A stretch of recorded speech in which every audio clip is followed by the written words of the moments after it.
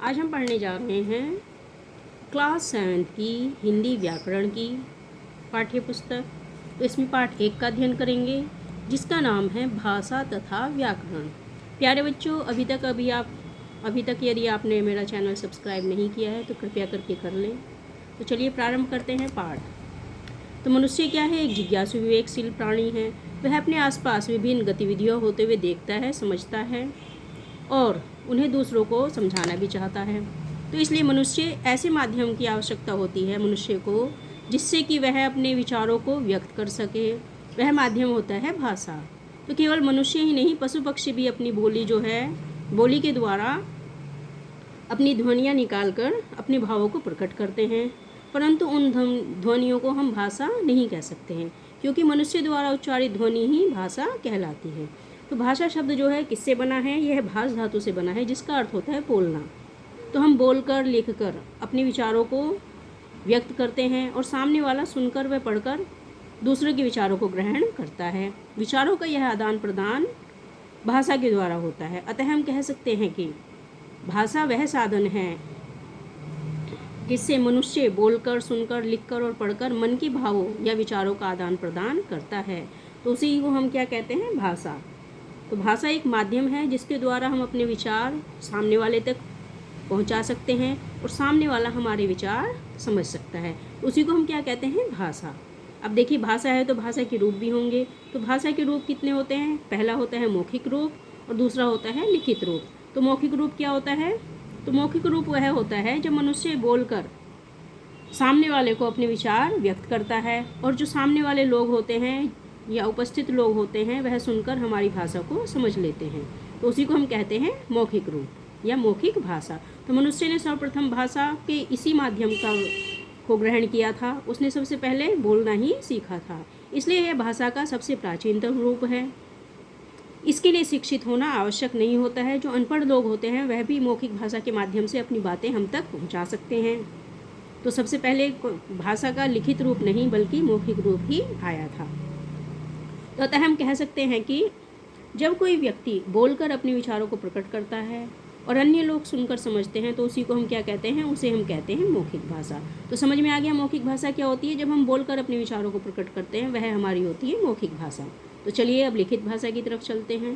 तो लिखित भाषा क्या होती है? जब व्यक्ति लिखकर अपनी बात हम तक पहुंचाता है या अपने विचार हम तक पहुंचाता है या दूसरों तक पहुंचाता है और हम जो दूसरे लोग होते हैं या अन्य लोग होते हैं उसको पढ़कर समझते हैं, तो उसी को कहते हैं हम भाषा का लिखित रूप। तो हमारे जितने भी प्राचीन ग्रंथ हैं, हमारे वेद हैं, उपनिषद हैं, वह किस भाषा में उपलब्ध हैं? वह लिखित भाषा में उपलब्ध हैं। तो तभी हम उनको पढ़कर ग्रहण कर सकते हैं ज्ञान को। तो अतः हम कह सकते हैं कि जब कोई मनुष्य लिखकर अपने विचार प्रकट करता है और अन्य लोग उसको पढ़कर समझते हैं तो उसे कहते हैं भाषा का लिखित रूप। तो समझ में आ गया भाषा के दो रूप कौन से होते हैं? पहला मौखिक रूप होता है, दूसरा होता है लिखित रूप। अब देखिए, एक और भाषा कहलाती है जिसको कहते हैं सांकेतिक भाषा। तो सांकेतिक भाषा जब अपनी बात संकेतों द्वारा समझाई जाती है उसे हम कहते हैं सांकेतिक भाषा। जैसे खेल के मैदान में अंपायर के संकेत, सड़क पर ट्रैफिक पुलिस के संकेत, मूक बधिरों के संकेत आदि। परंतु संकेतों के माध्यम से सभी बातों को व्यक्त करना और समझना कठिन होता है, इसलिए इसे भाषा का रूप नहीं माना जा सकता है। अब देखिए मातृभाषा। मातृभाषा क्या होती है? बालक जन्म से अपने परिवार में बड़ा होता है, तो जो अपने परिवार से वह भाषा सीखता है उसी को हम कहते हैं मातृभाषा। तो यानी कि अपने माता पिता से जिस भाषा को उन्होंने सीखा उसे हम कहेंगे मातृभाषा। उसके बाद है हमारी राष्ट्रभाषा। तो जब कोई भाषा किसी राष्ट्र के अधिकांश भूभाग में बोली जाती है और समझी जाती है तो उसी को हम कहते हैं राष्ट्रभाषा, यानी कि देश की भाषा। तो भारत में 18 करोड़ से अधिक लोग हिंदी भाषा का प्रयोग करते हैं। इसी तरह चीन में चीनी भाषा है, जर्मन में जर्मन भाषा है, फ्रांस में फ्रांसीसी भाषा बोलते हैं। तो यदि किसी देश के अधिकांश भूभाग में बोले जाने वाली भाषा को वहाँ की राष्ट्रभाषा कहा जाता है। अब देखिए विशेष क्या है इसमें? तो हिंदी विश्व की एकमात्र वैज्ञानिक भाषा है जो बोलने और लिखने में समान होती है, यानी कि जो हम लिखते हैं वही हम पढ़ते हैं और वही हम बोलते हैं। तो हिंदी को क्या कहा जाता है? एक वैज्ञानिक भाषा। अब है हमारी राजभाषा। तो राजभाषा जिस भाषा का प्रयोग देश के आधिकारिक स्तर पर कामकाज के और कार्यालयों आदि में किया जाता है उसी को हम क्या कहते हैं? उसे हम कहते हैं राजभाषा। तो भारत में अंग्रेजी और हिंदी दोनों ही राजभाषाओं का प्रयोग राजकाज के कार्यों में किया जाता है, लेकिन राजभाषा का दर्जा केवल हिंदी को ही मिला है। तो राजभाषा हमारी क्या हो गई? हिंदी हमारी राजभाषा है। अब है अंतर्राष्ट्रीय भाषा। तो अंतर्राष्ट्रीय भाषा कुछ भाषाएं जो होती हैं देश की सीमाओं को तोड़कर दूसरे देशों तक फैल जाती हैं और दूसरे देश के लोग भी उन्हें अपना लेते हैं। ऐसी भाषाओं को अंतर्राष्ट्रीय भाषा कहते हैं। जैसे अंग्रेजी भाषा, इंग्लैंड के बाहर भी संसार के सभी देशों में अंग्रेजी बोली जाती है, इसलिए यह अंतर्राष्ट्रीय भाषा है। तो अंतर्राष्ट्रीय भाषा कहने का तात्पर्य यह है कि जो पूरे संसार में बोली जाती है और समझी जाती है, उसी को हम अंतर्राष्ट्रीय भाषा कहते हैं। अब है मानक भाषा। तो मानक भाषा क्या होती है? भाषा में एक रूपता लाने के लिए भाषाविदों और विद्वानों द्वारा भाषा की जिस रूप को मान्यता दी जाती है उसे मानक भाषा कहते हैं। जैसे गंगा, गंगा, अंदर, अंदर, उद्देश्य, उद्देश्य, तो इसे कहते हैं मानक भाषा।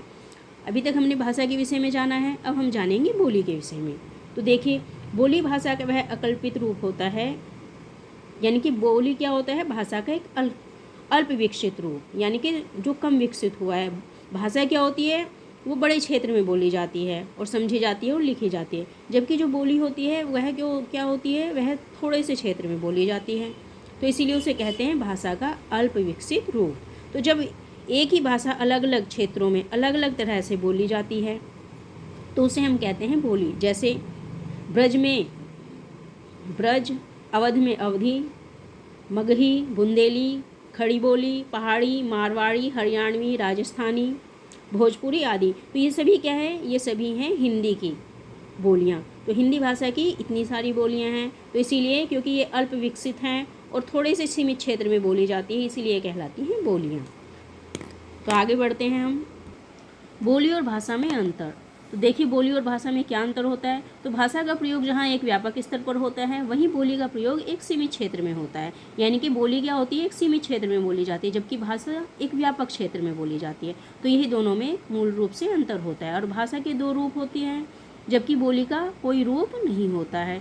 भाषा अपना व्याकरण तथा लिखित साहित्य होता है, यानी कि भाषा का क्या होता है? व्याकरण होता है और उसका लिखित साहित्य होता है, परंतु बोली में साहित्य की रचना नहीं होती। यह भाषा का केवल मौखिक रूप होता है, जिसको कि हम बोलकर दूसरों तक पहुंचा सकते हैं। अब देखिए भारत की भाषाएं। तो भारत की कितनी भाषाएं हैं? 23 भाषाएं हैं। तो भारतीय संविधान द्वारा 22 भाषाओं को भाषा के रूप में मान्यता प्रदान की गई है। सबसे पहले हिंदी, दूसरी असमिया, तीसरी बंगला, चौथी डोगरी, पाँचवीं बोडो, छठी उर्दू, सातवीं नेपाली, आठवीं गुजराती, नौवीं कन्नड़, 10वीं कश्मीरी, 11वीं कोंकणी, 12वीं मैथिली, 13वीं मलयालम, 14वीं मराठी, 15वीं मणिपुरी, 16वीं उड़िया, 17वीं पंजाबी, 18वीं संस्कृत, 19वीं संथाली, 20वीं सिंधी, 21वीं तमिल और अंत में 22वीं है हमारी तेलुगु। अब देखिए, विश्व के अन्य देशों में बोले जाने वाली भाषाएं कौन कौन सी होती हैं? इनमें फ्रेंच होती है, स्पेनिश होती है, अंग्रेजी होती है, स्वाहिली होती है, सिंहली, जर्मन, चीनी आदि। तो ये सभी जो है अन्य देशों की भाषाएं हैं और ये ऊपर हमारे देश की भाषाएं हैं। अब है देखिए, भाषा तो आपने जान ली। अब भाषा को लिखने का भी एक तरीका होता है, तो उसी को हम कहते हैं लिपि। तो लिपि क्या होती है? मुख से जो ध्वनियाँ निकलती हैं उन्हें लिखित रूप के लिए कुछ चिन्ह निश्चित किए गए हैं, तो चिन्हों को वर्ण कहते हैं। इन वर्णों को लिखने की विधि को लिपि कहते हैं। अतः हम कह सकते हैं कि मुख से निकली ध्वनियों को लिखने की विधि लिपि कहलाती है। तो समझ में आ गया आपको लिपि क्या कहलाती है? जो हम बोल रहे हैं उसी को जब हम लिखित रूप में रख देते हैं तो उसे हम कहते हैं लिपि।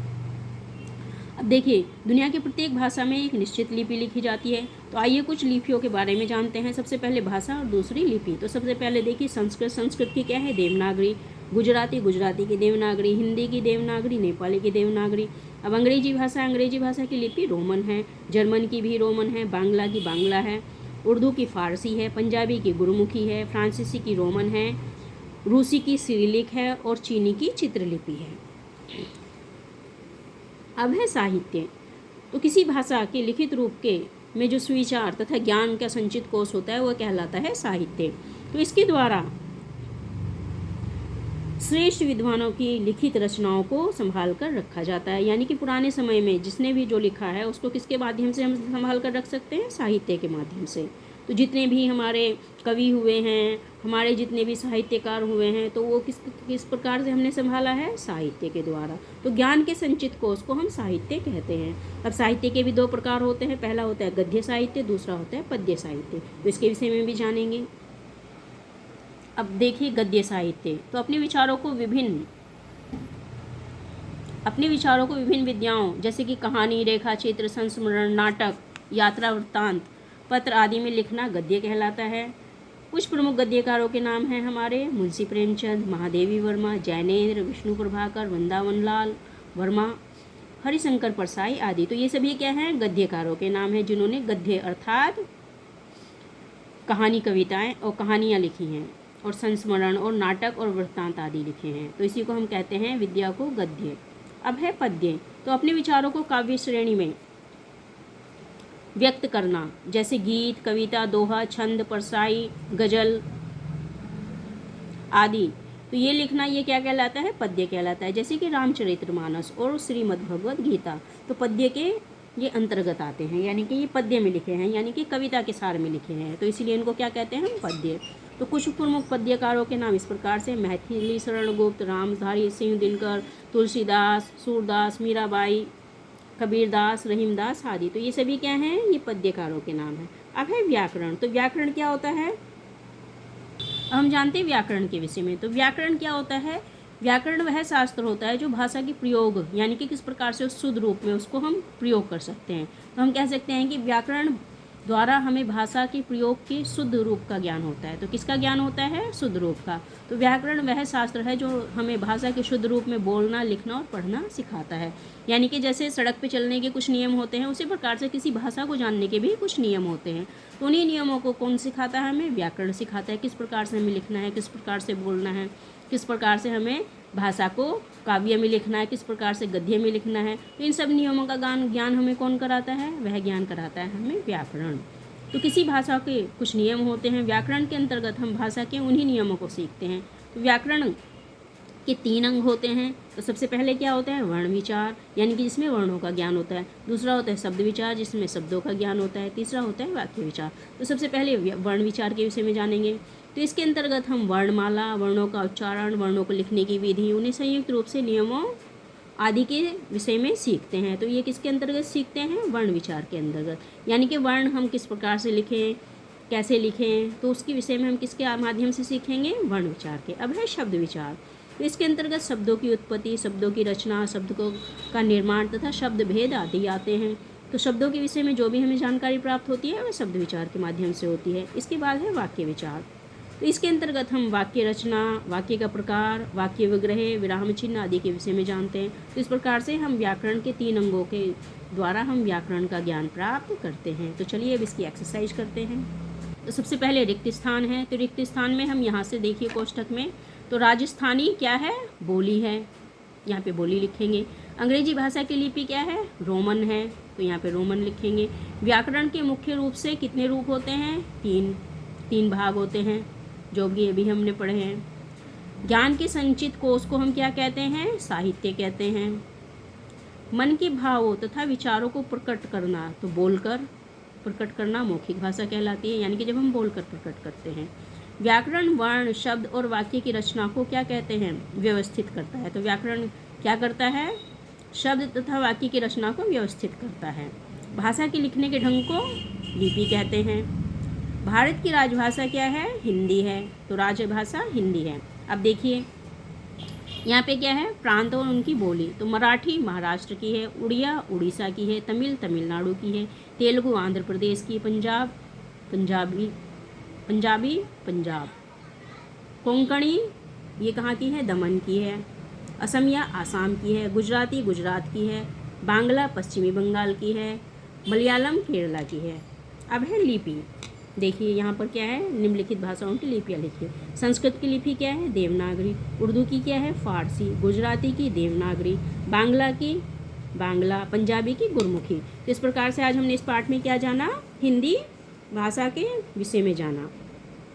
तो भाषा क्या होती है, किस प्रकार से हमें इसको बोला जाता है, लिखा जाता है, उसी के विषय में आज हमने जाना। आशा करती हूँ पाठ आपको समझ में आ गया होगा। यदि समझ में आया तो चैनल को सब्सक्राइब कीजिए, लाइक और शेयर कीजिए, ताकि लगातार आपको आगे के पाठ मिलते रहें।